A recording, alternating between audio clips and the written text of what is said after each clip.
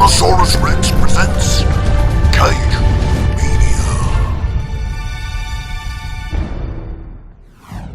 Welcome back to Cinemasaurus Rex. I'm Rocky, and this week it is Mothra. Now, believe it or not, this is available in the UK.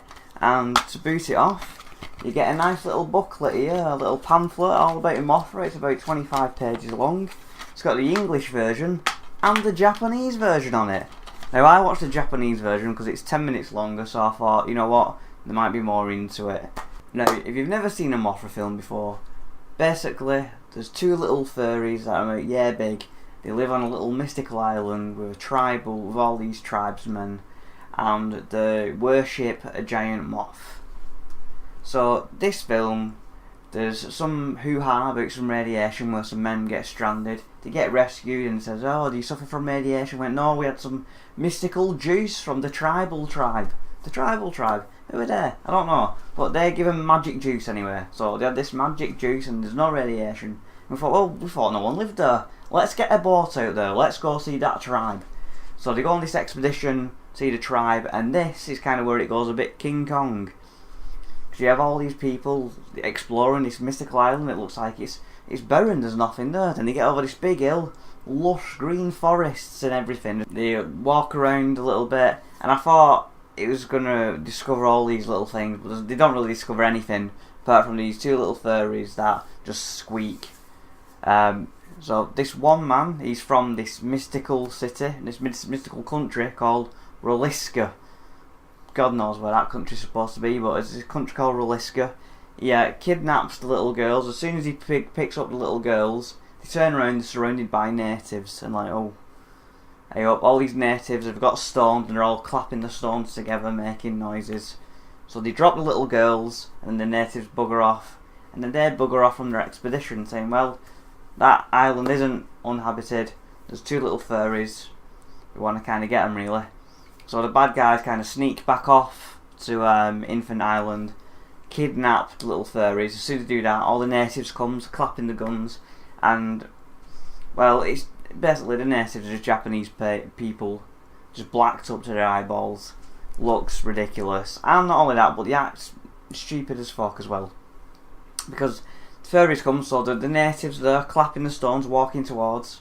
So the bad guys get the machine guns, start firing at them. So one little native will come, do all the dramatic death thing. None of them doesn't react. His friends just died. They don't give a shit. They just march on, killing the stones. Oh, one dies. One behind him dies. So they're all just seeing people dying. None of them reacting to the fact that they've all been fucking mowed down by machine guns. Just blindly walking into machine gun fire, clapping the fucking stones. Stupid. Fucking stupid that part is.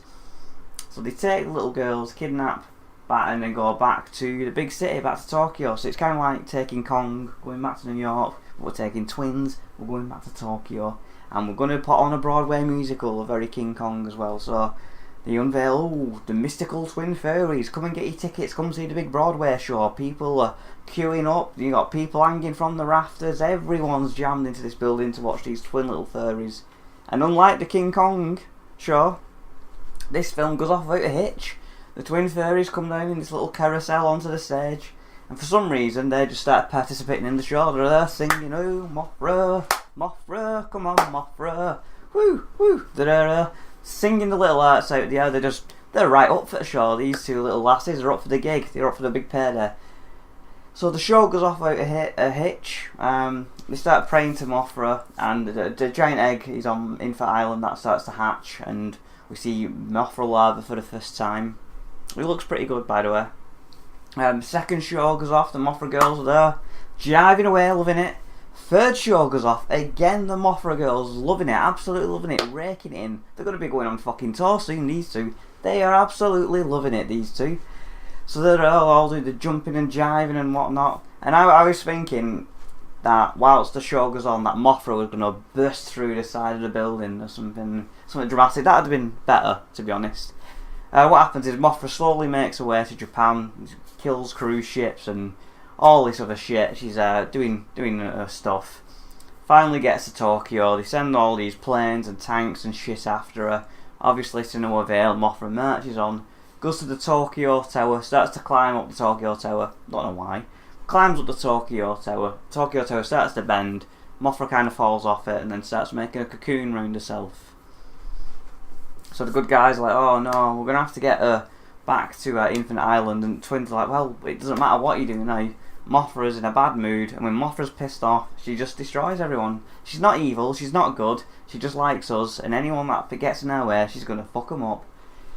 So Mothra's in the egg, so we've got this big plan. They're going to like fire these sunshine beam fire ray things at it, or whatever they're called. Basically sets the cocoon on a flame, and it looks like it's turned the cocoon into ash, but it's not. And then the bad guys celebrating, yay, they kidnapped the, well, they've already got the Mothra twins, but they take them off back to the bad guys' home country of Reliska. He's a fanboy apparently. So they go to Reliska and they're all celebrating, cheers, drinks, Mothra's dead, fuck it, yes, we've got it, we'll work it, we're going to put this shoe on here, we're going to take it everywhere. Turns out Mothra's not dead. Mothra hatches out of the egg, as she does, hightailing it to Reliska. She wants the little girls back. So she goes to Reliska, to the capital of Reliska, which is Newkirk City, and God knows what the nationality of these people are. I don't know what they're supposed to be. There's frigging mixtures of all sorts. And on the radio it says, if you see that bad guy, stop him. He's also they'll bring Mothra to us. So the bad guy, he's driving around, he's back in Reliska. All the natives of Reliska, they come, they start shaking his car, saying, oh you dickhead, you brought Mothra rolls, what are you doing? Fucking let them twins go now, you bastard. He gets out the door, he shoots a police officer, the police officers shoot the bad guy down, he falls down, they get the twins, and they're like, well, Mothra's still on the loose, she's blowing winds all over Newkirk City.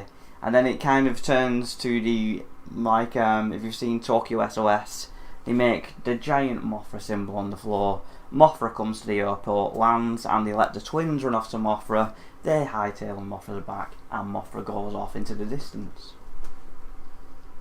And then that's it, basically. Do I recommend this film?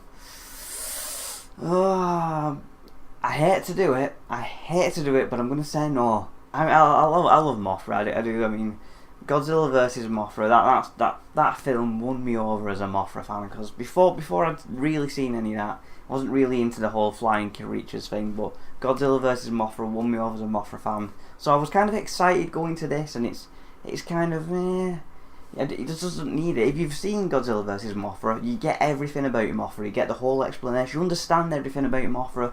There's nothing new, basically. I know this film came out before then, but if you want to see Mothra for the first time, just go to the first Godzilla vs Mothra. That is enough.